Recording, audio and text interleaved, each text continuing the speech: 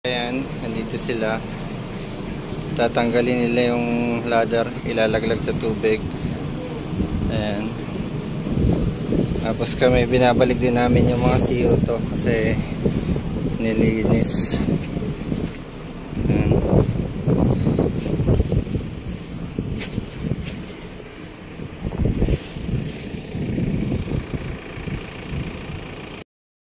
Ayan, binibi. Mamaya bibirahin nila yung ladder. Ayan, kami naman ay naghahakot ng mga fire extinguisher. Ayan. Andun sila, kapitan, supers.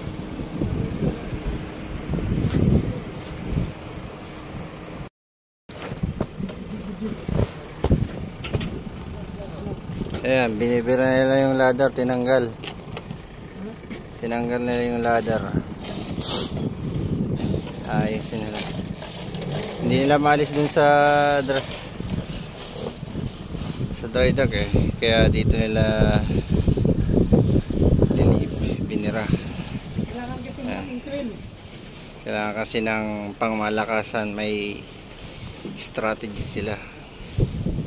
Ayan. Natanggal na nila pero hindi pa nila binibra. Siguro may nakakabit pang iba. Ito na yung tinanggal nila sa ladder. Rudder. Tapos control sa rudder. Okay, din nila. Okay guys, ngayon titirahin namin yung starboard wings. Kakaprasan namin, pipinturahan, kakatukan. And yung iba naman, yung sa shore, kakabit nila yung rudder. Andun, kasama si super.